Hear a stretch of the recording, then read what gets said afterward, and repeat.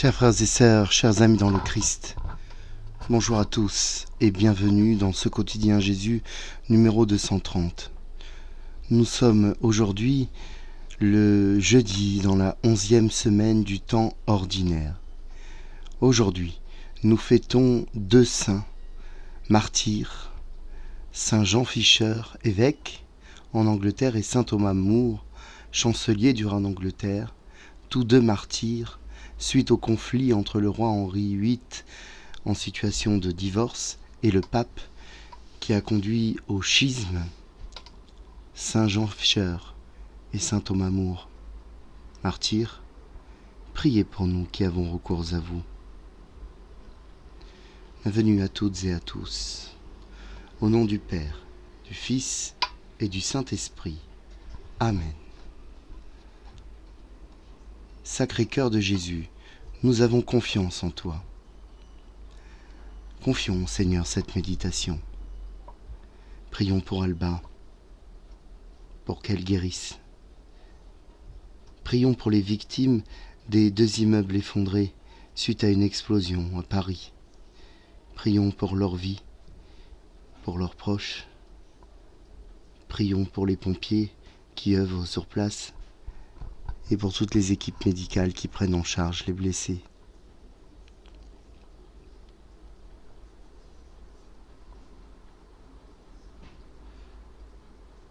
Pardonne-nous, Seigneur.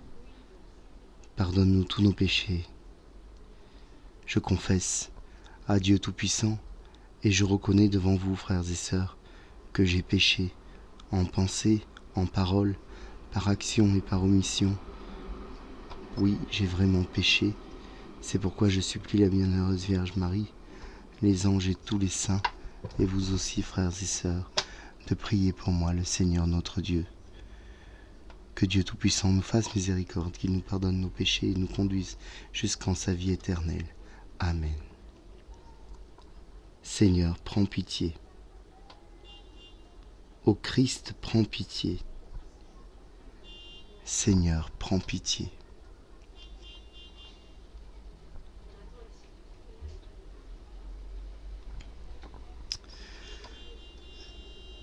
Je vais vous faire une confession dans mon éditorial aujourd'hui. J'aime les litanies.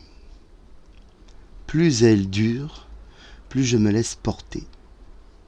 J'aime le chapelet. J'aime les belles et longues prières, les exhortations. J'aime les neuvaines. J'aime les processions. J'aime ce que certains appellent des bondieuseries, ces actes de piété qui sont parfois mal vus. Mais qu'importe. Il serait souhaitable, plus que souhaitable, que si tout chrétien peut avoir sa sensibilité, chacun garde pour l'autre au moins une réserve, au mieux du respect. Mais qu'importe, oui, qu'importe nos préférences, notre façon de pratiquer. Voilà que Jésus, ne souhaitant pas notre division, voilà que Jésus a tranché. Il nous a livré une prière, celle qui est commune à tous les chrétiens, celle qu'il est utile de répéter tous les jours et plusieurs fois par jour s'il le faut, celle qui nous met en égalité en tant que créatures. En priant le Notre Père, plus question de bondieuserie ou autre critique, mais la foi, une et sainte, en notre Dieu 3 fois saint, Père, Fils et Saint-Esprit, présent depuis toujours et pour toujours, c'est là un essentiel, c'est là un fondement, c'est là une base solide pour tous, une base solide pour notre salut.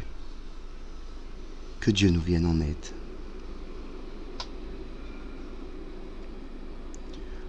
Nous continuons aujourd'hui notre évangile de Jésus, notre évangile dans l'évangile de Jésus-Christ selon saint Matthieu au chapitre 6. En ce temps-là, Jésus disait à ses disciples : « Lorsque vous priez, ne rabâchez pas comme les païens. Ils s'imaginent qu'à force de paroles ils seront exaucés. Ne les imitez donc pas, car votre Père sait de quoi vous avez besoin, avant même que vous ne l'ayez demandé. Vous donc, priez ainsi. Notre Père qui es aux cieux, que ton nom soit sanctifié, que ton règne vienne, que ta volonté soit faite sur la terre comme au ciel. Donne-nous aujourd'hui notre pain de ce jour. Remets-nous nos dettes, comme nous-mêmes nous remettons leurs dettes à nos débiteurs. Et ne nous laisse pas entrer en tentation, mais délivre-nous du mal.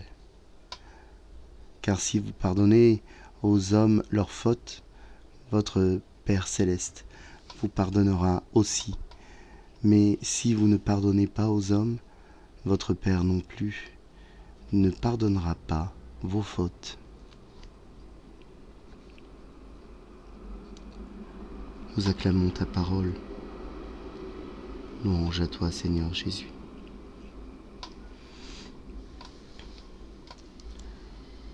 Lorsque je suis arrivé dans l'Église catholique, j'ai bien vite appris la prière du Notre Père, récitée pendant la messe, durant les chapelets, en introduction de bon nombre de réunions ou de groupes de prière. J'ai d'ailleurs, avec elle, appris l'Ave Maria, car, comme le Sacré-Cœur et le Cœur Immaculé, ces deux prières fondamentales sont liées comme un fils à sa mère. Ces deux prières, courtes et simples, ont été ma première expression de piété. Cela n'est que bien plus tard que je me suis rendu compte, en lisant la Bible, que le Notre Père nous avait été donné par Jésus-Christ lui-même, mot pour mot, comme une nouvelle prescription, une nouvelle façon de s'adresser à Dieu. Avant de parler du contenu dont tant de choses ont déjà été dites, cherchons d'abord où est le problème, celui auquel Jésus donne une réponse. Ce problème, il me semble, est celui de la prière. En quoi la prière peut-elle être un problème ? Je dois dire que bien malgré moi, je suis identifié depuis longtemps comme un homme de foi et même un homme d'église. Cela ne me plaît guère. Non que je trouve la charge honorable, non honorable, mais au contraire, si honorable que le disciple indiscipliné que je suis n'est pas capable de l'honorer. Je ne peux en revanche empêcher les gens de penser ce qu'ils veulent. En vertu de cette image qui me colle à la peau, beaucoup sont venus vers moi, dans des situations difficiles de leur vie, en me demandant de prier pour eux, ou pour quelqu'un qui était dans un état gravissime, ou de leur apprendre à prier, de leur donner des textes ou des objets, car eux-mêmes se jugeaient incapables, impropres à prier. Ce qui est étrange, c'est que si la foi et sa pratique sont arrivées tard dans ma vie, la prière en un Dieu unique et tout-puissant que je ne connaissais pas a toujours été présente, comme une habitude. Aussi, il ne m'a jamais été difficile de prier. Cela n'est pas un motif de fierté. Je crois juste que mon caractère introverti et ce dialogue continuel dans ma tête aident à cela. Je parle là d'une prière simpliste et naïve, l'horizon n'étant venu que plus tard dans ses prémices uniquement. Quand quelqu'un me dit qu'il ne sait pas prier, j'entends qu'il n'ose pas prier, ou qu'il ne se donne pas la possibilité de prier, en ce sens qu'il ne ne s'en trouvent pas dignes. Combien sont-ils qui disent « Moi, je ne suis pas en règle avec Dieu, je n'ai pas le droit de lui parler ». En vérité, ce qu'ils ne savent pas, ce qu'ils ignorent, ce qu'on ne leur a pas dit, c'est que leur prière, la leur, aussi petite soit-elle, va directement au cœur de Dieu.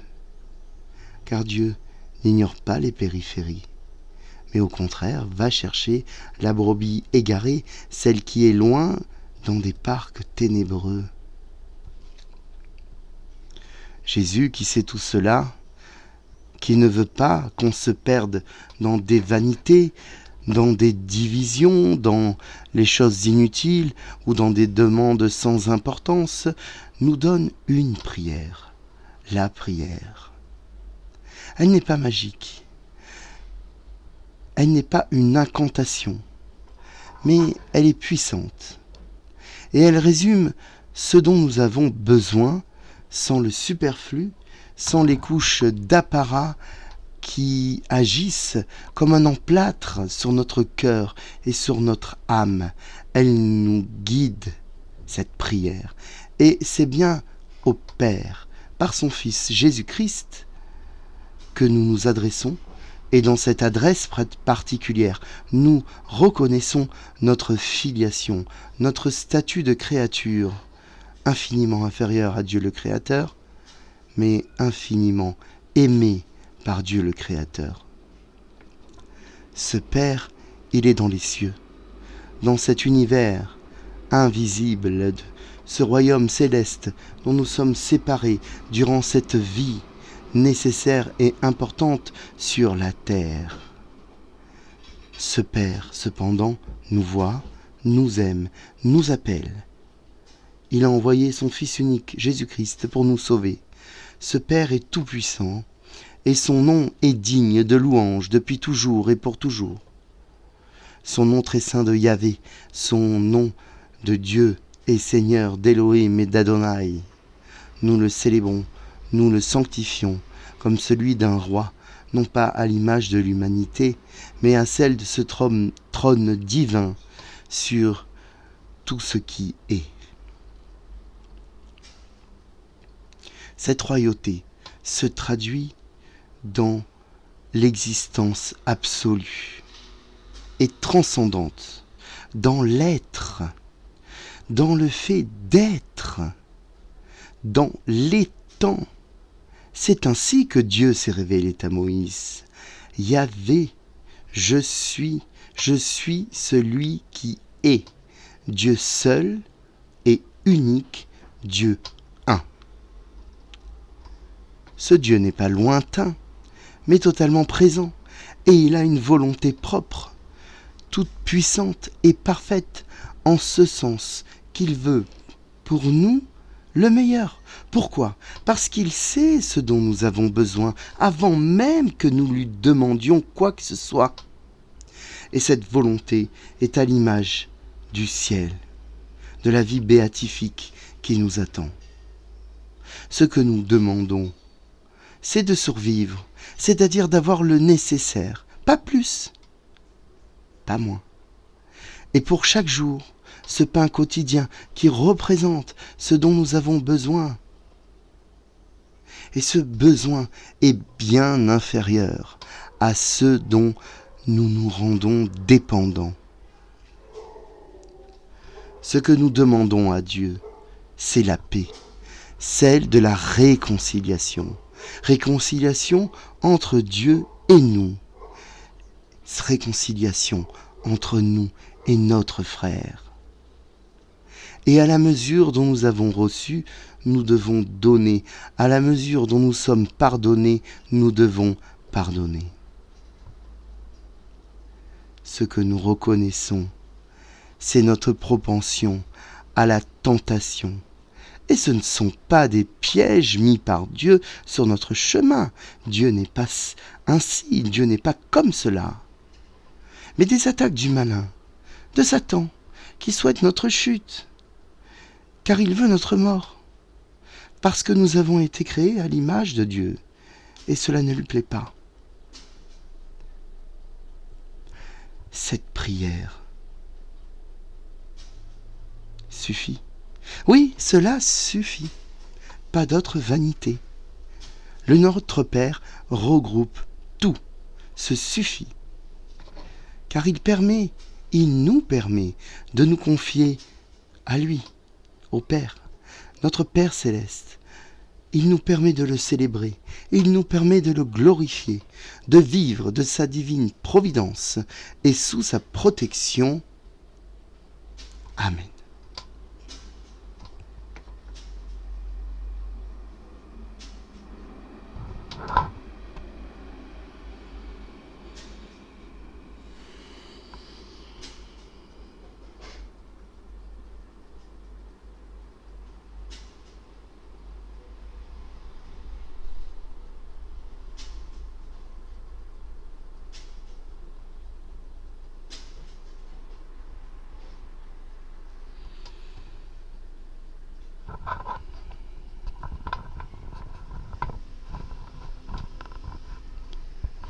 Prions, chers frères et sœurs. Dans l'office des lectures, nous pouvons lire aujourd'hui le commentaire de saint Cyprien sur la prière du Seigneur, particulièrement sur cette phrase « Donne-nous aujourd'hui notre pain ». Voici ce qu'il dit. En avançant dans notre prière, nous demandons « Donne-nous aujourd'hui notre pain quotidien ». On peut le comprendre aussi bien au sens spirituel qu'au sens littéral. En effet, le Christ est le pain de la vie, et ce pain n'est pas à tout le monde, il est à nous. Nous demandons que ce pain soit donné chaque jour.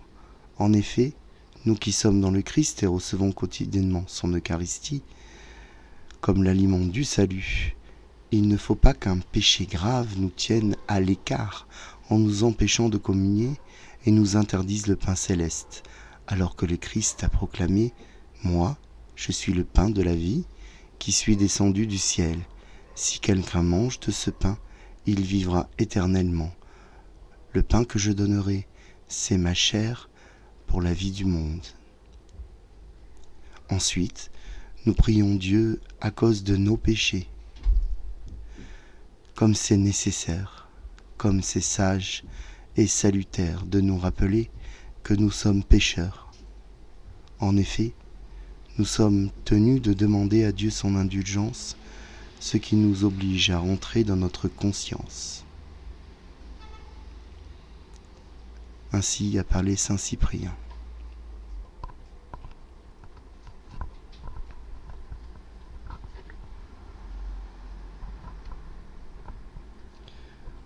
Oremus. Dieu éternel et tout-puissant, augmente en nous la foi, l'espérance et la charité. Et pour que nous puissions obtenir ce que tu promets, fais-nous aimer ce que tu commandes. Par Jésus le Christ, notre Seigneur et notre Dieu, qui vit avec toi et le Saint-Esprit, pour les siècles des siècles. Amen. Notre Père, qui es aux cieux, que ton nom soit sanctifié, que ton règne vienne, que ta volonté soit faite sur la terre comme au ciel. Donne-nous aujourd'hui notre pain de ce jour. Pardonne-nous nos offenses, comme nous pardonnons aussi à ceux qui nous ont offensés. Et ne nous laisse pas entrer en tentation, mais délivre-nous du mal. Amen. Je vous salue Marie, pleine de grâce. Le Seigneur est avec vous. Vous êtes bénie entre toutes les femmes, et Jésus, le fruit de vos entrailles, est béni. Sainte Marie, Mère de Dieu, priez pour nous pauvres pécheurs, maintenant et à l'heure de notre mort. Amen. Gloire au Père, au Fils, au Saint-Esprit, comme il était au commencement, maintenant et toujours, et pour les siècles des siècles. Amen.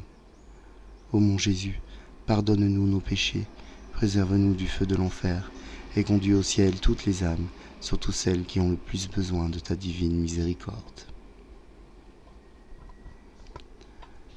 Chers frères et sœurs, chers amis dans le Christ, je vous souhaite à tous, je vous souhaite à toutes un bon jeudi, dans la paix de notre Seigneur. N'oubliez pas, en ce jour, de prier le Notre Père. Cette prière, vous l'avez compris, est un don total que Dieu nous fait. Et Jésus nous la donne pour que on puisse prier efficacement notre Père, en oubliant tous nos égos, tout ce qui est propre à nous-mêmes, en oubliant le je pour le nous. Nous sommes chrétiens, une communauté, non pas une multitude de chrétiens, nous sommes une multitude de chrétiens, mais une communauté de chrétiens qui avons la même foi pour le même Dieu. Demandons au Seigneur qu'il nous bénisse, lui qui est Père, Fils, Saint-Esprit. Amen. Bonne journée à tous. À demain.